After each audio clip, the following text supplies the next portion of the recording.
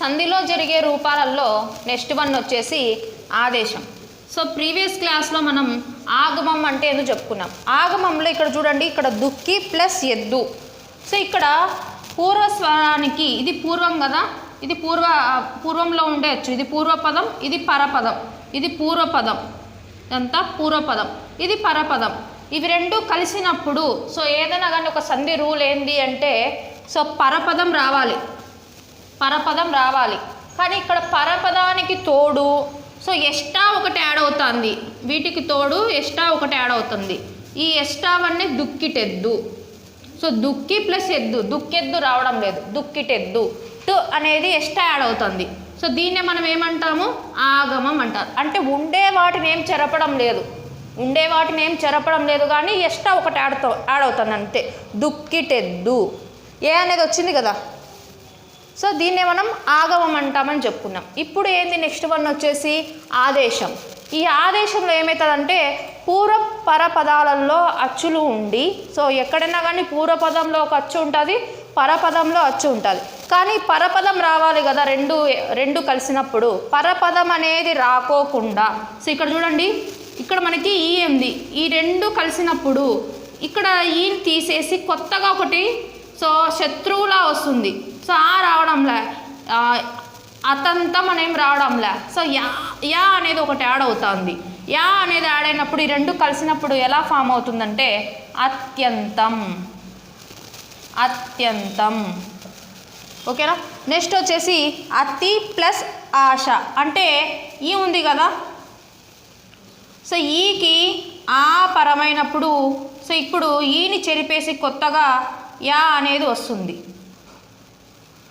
So ఇక్కడ మనకి yeah అనేది వచ్చింది కదా, సో ఇక్కడ చూడండి అత్యాశ, అతి ప్లస్ ఆశ అత్యాశ. నెక్స్ట్ ఈ, సో ఈకి ఆ అనేది యాడ్ అయినప్పుడు ప్రత్యక్షం. ఇక్కడ కూడా సేమ్ అదే అన్నమాట, ప్రత్యక్షం.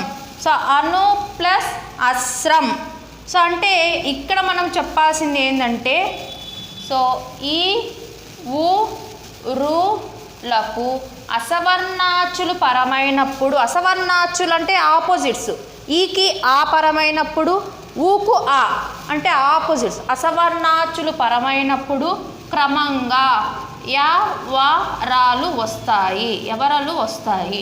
సో ఓకేనా. సో ఇప్పుడు చూడండి, మనకి దీన్నే మనం ఈ సంధి జరిగే రూపం మనం నేర్చుకున్నాము అంటే ఆ సంధి పేరే యనాదేశ సంధి. సంధి నేమ్స్ కూడా వచ్చేసాయి ఈ రూల్స్ మనం నేర్చుకుంటే, యనాదేశ సంధి. ఓకేనా. సో ఇప్పుడు అను ప్లస్ అస్రం. సో ఊ ఉంది ఇక్కడ, ఇక్కడ ఆ. సో ఇక్కడ ఇదేమొస్తుంది, ఈ ఊను చెరిపేసి వ అనేది ఒకటి యాడ్ అవుతుంది, అన్వస్త్రం, అన్వస్త్రం. కొత్తగా ఒకటి శత్రువులాగా వస్తుంది, దాన్ని తీసేసి. సో ఇప్పుడు పితృ అంటే ఇక్కడ రూ ఉంది, రూకి ఆ పరమైనప్పుడు సో ఇక్కడ మనకి ఏమొస్తుంది, పిత్రంశ, పిత్రంశ. రూ తీసేసి రా అనేది యాడ్ అవుతుంది, పిత్రంశ.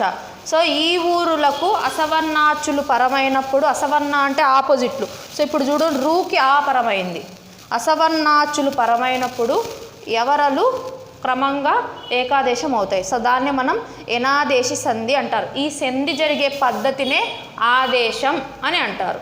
సో ఇదన్నమాట ఆదేశానికి సంబంధించి. Thank you.